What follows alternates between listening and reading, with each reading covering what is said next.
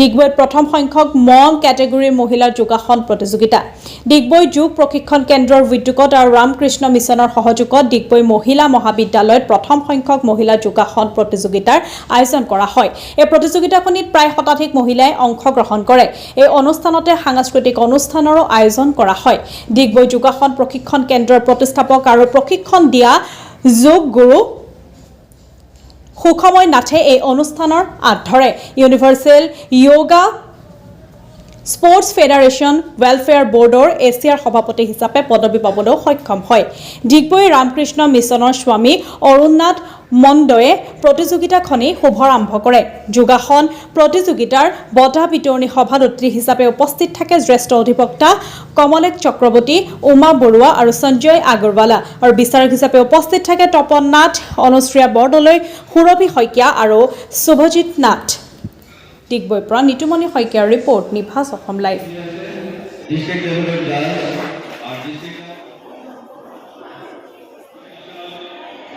रामकृष्ण मिश्रा कुमार जी का नेतृत्व में रिया देवी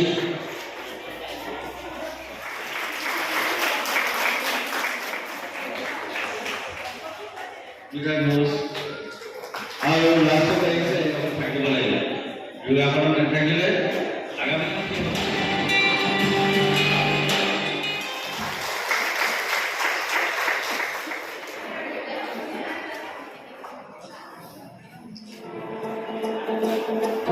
আজি ফাৰ্ষ্ট টাইম ডিগবৈত এনেকৈ যোগাসন কম্পিটিশ্যনটো বহুত হৈ থাকে। আমাৰ district level, state level, national লেভেলত কৰিছোঁ। কিন্তু আমাৰ ডিগবৈত যিহেতু এটা যোগাসনৰ খুব এটা ধুনীয়া এটা এৱাৰনেছ আহিছে, বিশেষকৈ লেডিজবিলাকৰ ভিতৰত। আমাৰ বহুত ঠাইত ইয়াত চেণ্টাৰ আছে, বিশেষকৈ ৰামকৃষ্ণ মিছনত আছে, তাৰপিছত আনন্দবাদ এটা আছে, বৰবিলত আছে, ইটাবাদত আছে, মোৰ ঘৰত আছে। তো মই ভাবিলোঁ কি এটা জোৱাৰ যেতিয়া আহিছে, এটা গোটেই ভাৰতবৰ্ষত বা গোটেই পৃথিৱীত তেনেকুৱা ওমেন্স কেটেগৰী কম্পিটিশ্যনবিলাক হৈ আছে, মমছ কেটেগৰী বিশেষকৈ। তো মোৰ সেইটো চিন্তাধাৰা এটা আহিলে আমি ডিগবৈত এটা কম্পিটিশ্যন এটা অৰ্গেনাইজ কৰোঁ।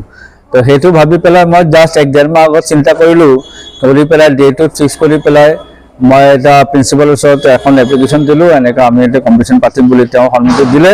আজি এই ফাৰ্ষ্ট অল ডিগবৈ ওমেন যোগাসন চেম্পিয়নশ্বিপটো ইয়াত পাতিলোঁ।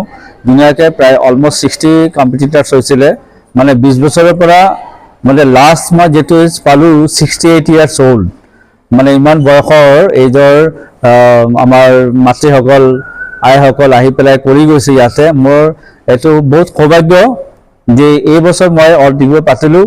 অহা বছৰ মই ভাবিছোঁ ডিষ্ট্ৰিক্ট লেভেলত কৰিবলৈ চেষ্টা কৰিম। ইয়াত আমাৰ আজি মুখ্য অতিথি আছিলে কমলেশ চক্ৰৱৰ্তী, আমাৰ উমা বৰুৱা বাইদেউ, আৰু তিনিচুকীয়াৰ পৰা এজন সঞ্জয় আগৰৱাল তেওঁ আহিছিলে, আৰু এজন ট্ৰেইনাৰ আহিছিলে ৰিংকু দাস। আমাৰ ইয়াত ট্ৰেইনাৰবিলাক ওচৰে পাজৰে আছে, এইবিলাক মোৰ ষ্টুডেণ্ট প্লাছ ট্ৰেইনাৰ। আৰু ট্ৰেইনাৰ এজন আছে অপৰাজিতা গগৈ, স্বপ্না দেৱনাথ, এইবিলাক হৈছে ট্ৰেইনাৰ। এওঁলোকৰ জৰিয়তে আমি বহুত কেইজন কম্পিটিটাৰ্ছ পালোঁ আৰু বহুত কেইজন জইনো নকৰিলে। মই ভাবিছিলোঁ 100 মান হ'ব বুলি, কিন্তু আনফৰ্চুনেটলি এইবাৰ ফাৰ্ষ্ট টাইম বুলি হয়তো বহুতে জইন নকৰিলে। আই হোপ অহা বছৰ যেতিয়া ডিষ্ট্ৰিক্ট লেভেল বা এনেকুৱা কম্পিটিশ্যন হ'ব, সিহঁতে মেক্সিমাম 100ৰ ওপৰত কম্পিটিটাৰ্ছ পাম বুলি আশা কৰিছোঁ।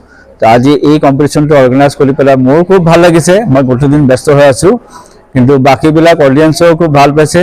তাৰ লগত ইয়াত artistic yoga, rhythmic yoga, dance এইবিলাক গোটেইখিনি হৈছে।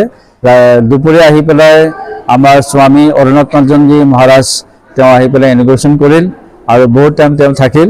ইয়াৰ পিছত বাকী গেষ্টবিলাক, জাজেছবিলাক আহিছে। চিফ জাজ আহিছিলে তপন নাথ, অনুশ্ৰিয়া বৰদলৈ, সুৰভি শইকীয়া, শুভজিৎ নাথ, স্ক্ৰুটিনি কৰিলে অশ্লেষা পাল আৰু মৌতুষী গুপ্ত, এই গোটেইখিনি আছিলে। তো এইবিলাক গোটেইখিনি মোৰ লগত থকাৰ বাবে মই কম্পিটিশ্যন কৰিবলৈ ছাকচেছ হৈছোঁ।